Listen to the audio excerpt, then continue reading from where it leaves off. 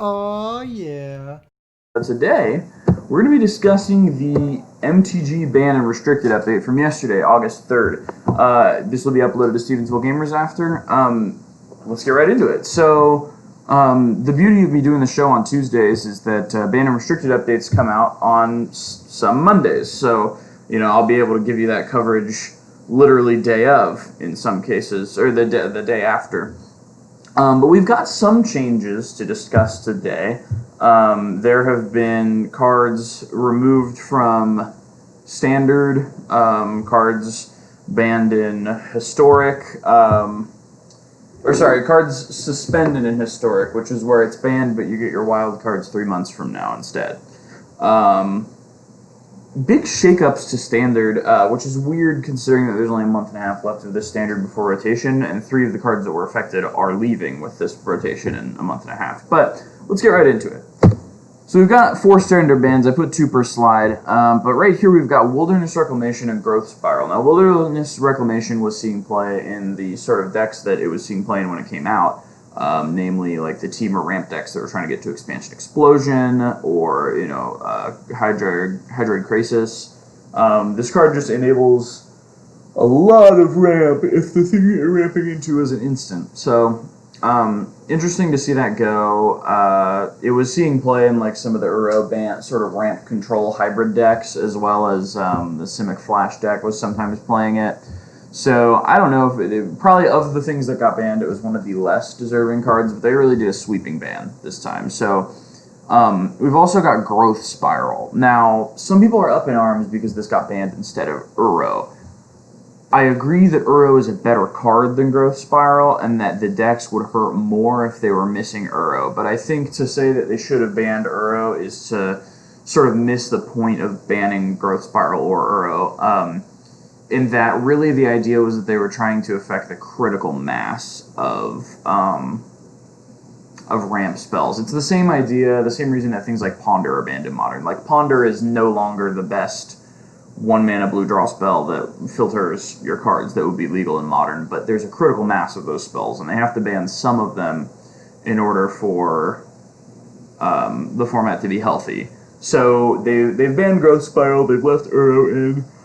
Growth Spiral was going to rotate in a month and a half anyway, but I think they wanted to weaken the Ugin decks a little bit, weaken the big ramp decks. So I understand why Growth Spiral's gone now. I'm not too mad about it. Personally, I'm glad it was this and not Uro because I spent 4 Mythic Wild cards on Uro, although 4 Mythic Wild cards would have been sweet. And I do like the gameplay of the Ugin deck a little bit. But it's good that this is gone for now. So Growth Spiral is kaput.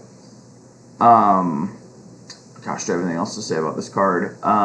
This card's been really powerful the whole time it's been in Standard. I think they're banning these cards to get rid of them, with even though they have like a month and a half left in Standard, because they want to see what Standard will look like without them. But I think that that's just going to make them look bad either way, because if it doesn't work, then this wouldn't have been a fun Standard anyway, and people are going to feel burned. But if it works, then people only got to play with the fun balanced Standard for a month and a half, so it's just not good either way. It just looks bad on WotC. So the other 2 standard bans are Teferi Time Raveler and Cauldron Familiar. So Teferi Time Raveler, it was from War of the Spark. Pretty strong card, stronger card than I gave it credit for. When it got revealed, I did not think it was good, and that was my bad. I was wrong about that, definitely.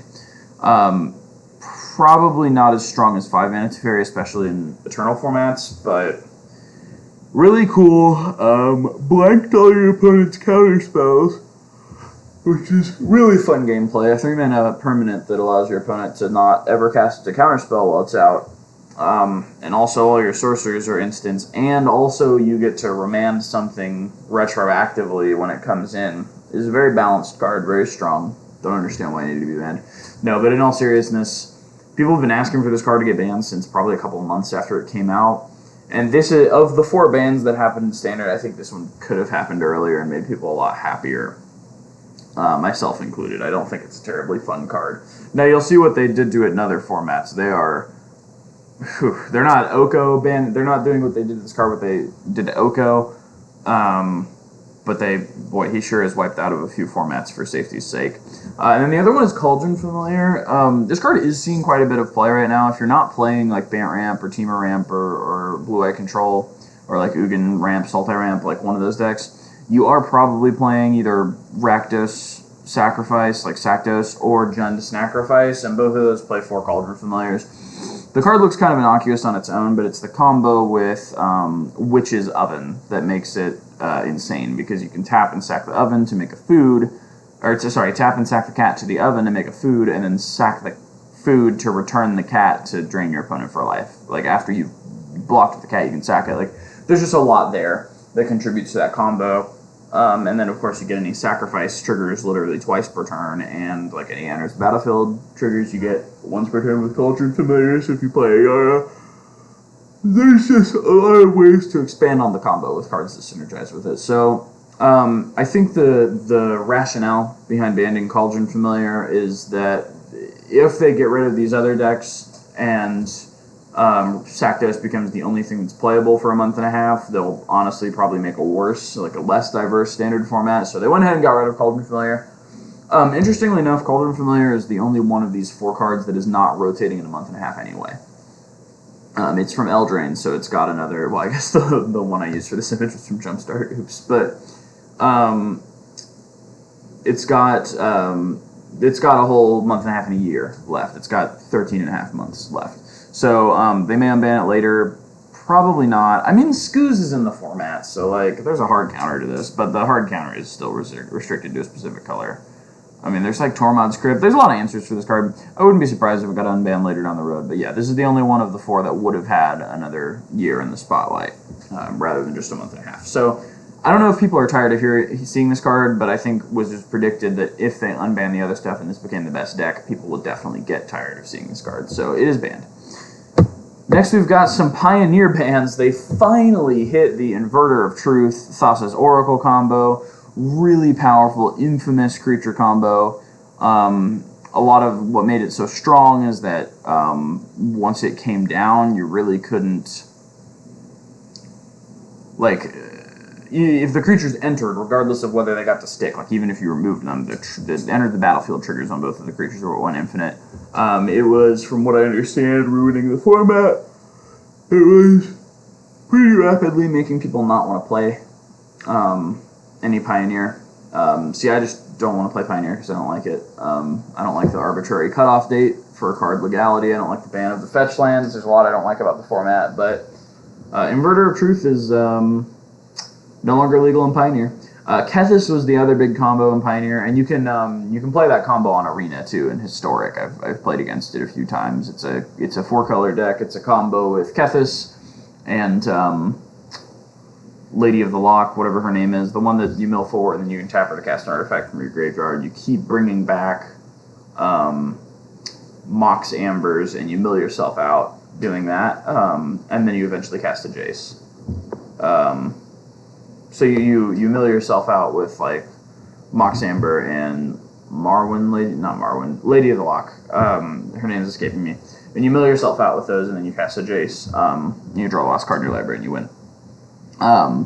So Kethis is pretty busted. I like the precedent of them removing infinite combos from Pioneer, even if they're not particularly broken or seeing a particularly large amount of play. I don't like the gameplay of infinite combos, and I think the gameplay is a lot smoother when both players,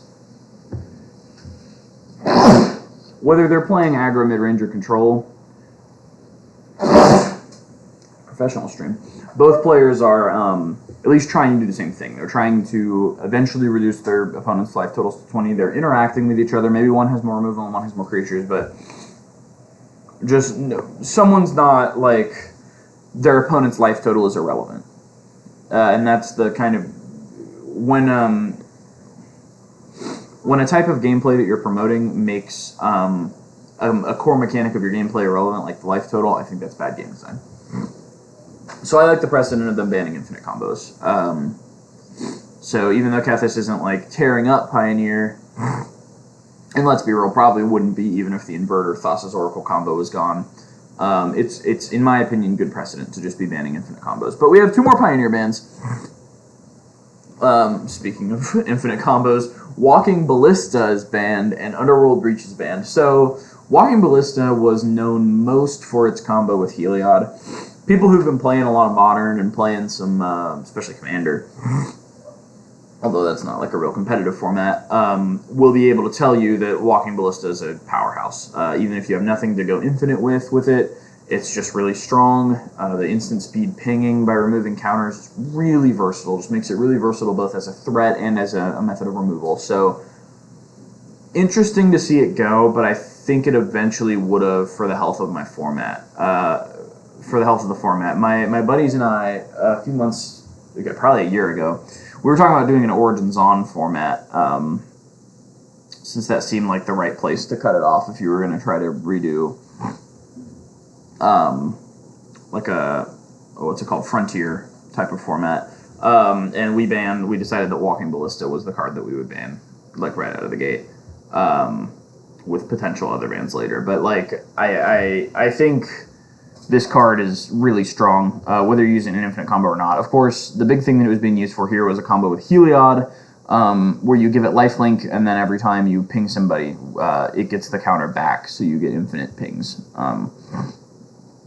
to gain life and kill your opponent.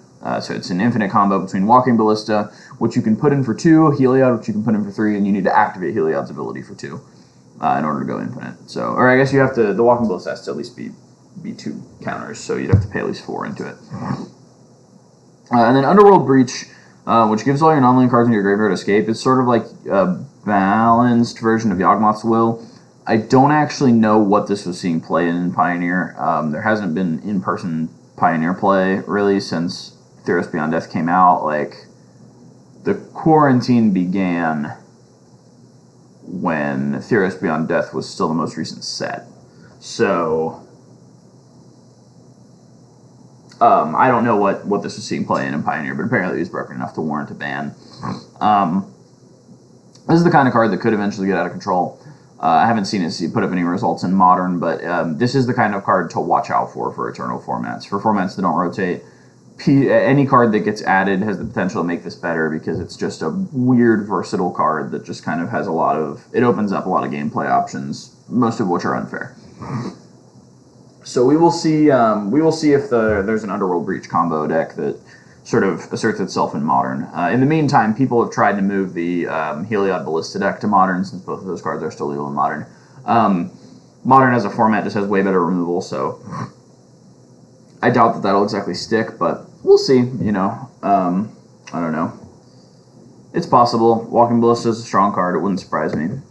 So we've got 2 historic suspensions.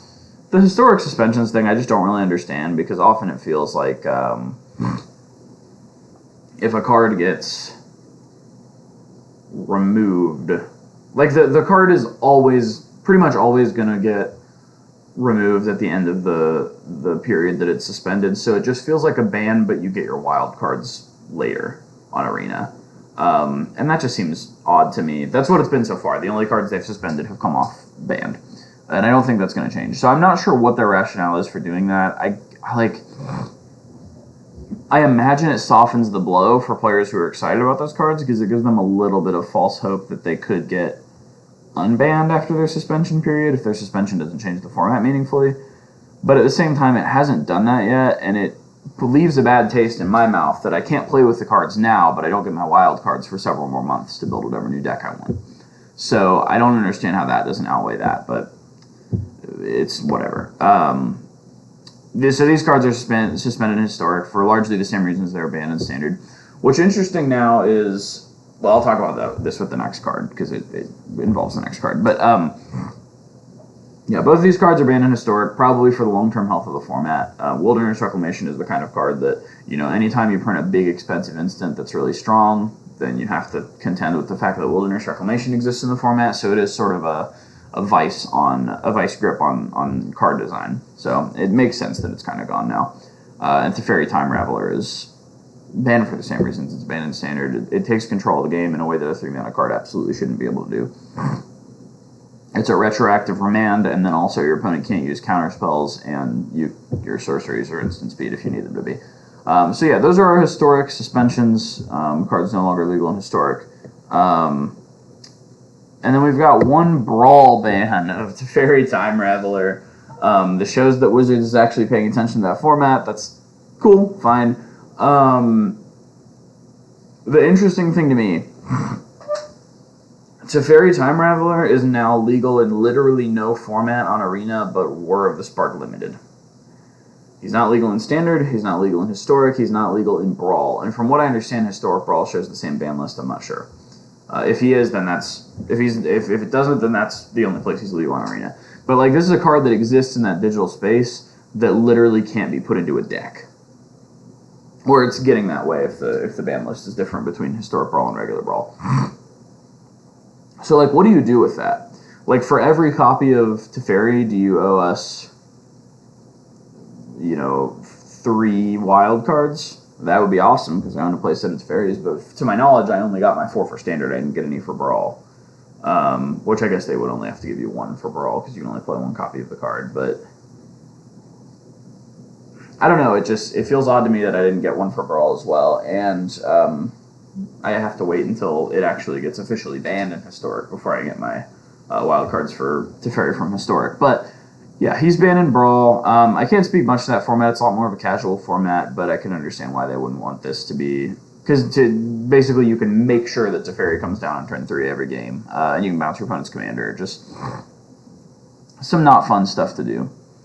So he's banned in Brawl. And then no changes to Modern. I'm kind of sad about this, but also it's fine. Like, I think the format's in a healthy place. The format's in a place where I think it could receive one of these 2 cards with open arms and be completely safe. Splinter Twin, there's a lot more removal that's good than when they banned Splinter Twin. So I think they could let it come back and see if it's fine. And I think it would be. Punishing Fire as well. Obviously it's a great combo with Grove of the Burn Willows, but there's so much graveyard removal, and a lot of it even sees mainboard play in Modern, that I think Punishing Fire would be pretty fair. I'm honestly not scared of it in the Modern format. I think having a sort of lockdown style deck where you have like Punishing Fire and you have a couple Grove of the Burn Willows out to bring it back every turn, like that could be fun gameplay, especially given the sort of the speed of Modern right now. I think punishing Jund, like those styles of decks, would be really cool to see again. So I would advocate for either of these being taken off the ban list. I think some of the most fun I've had in Modern was when Bloodbraid Elf and Jace the Mind Sculptor were unbanned at the same time, and then Stoneforge Mystic unbanned shortly after. Like, that was a really fun time, and it still is. Like, I'm so really glad that they unbanned all those cards. They brought back some iconic powerhouses to Modern, and I would love to see them continue to do that. I think the gameplay of them unbanning those cards was really fun. I hate combo decks, like infinite combos, but Splinter Twin is fine. Like, it's so easy to interact with. There's really no reason to keep it on the ban list. There's a 1-drop in 3 different colors have a 1-drop that can deal with the creature before Splinter Twin even attaches to it, and make the Splinter Twin fizzle. I think it's very fair to leave it in the format. And then Punishing Fire, I'm a little less sure about that one, but there's a lot of graveyard removal, and it's a removal spell. Like, it'll burn your opponent too. But at the end of the day, like, if you're doing Grove of the Burn Willows for Punishing Fire, that's 3 mana to deal 1 damage to your opponent each turn. Like, that's very slow. So it's mostly a removal spell, and then eventually you can kill your opponent with it. But I like Punishing Fire. I think it's a fair card. That's going to be it for the episode today. You can check out the podcast I host with Aggressive Rhetoric. There's a new episode out each week, and it's called Gut Shot. And you can find it on Spotify. Just search Gut Shot. You can find it on Apple Podcasts, SoundCloud, a lot of different places that you can find it. And you can find it here on YouTube. If you just look up Gut Shot. We've got a channel. We've got some of the episodes up. They come out a little bit later on YouTube because Aggressive Rhetoric has to like make a little graphic for them to show up with, but they do come out on YouTube. And I do that every week. It would be awesome if you'd go and check it out. We're recording a new episode tonight, so yeah. Check out our podcast Gut Shot. There will be a link in the description to that as well. But otherwise, I hope you guys have a good day, and I hope you enjoyed this coverage of the banned and restricted update. Let me know your thoughts in the comments below, and have a good day.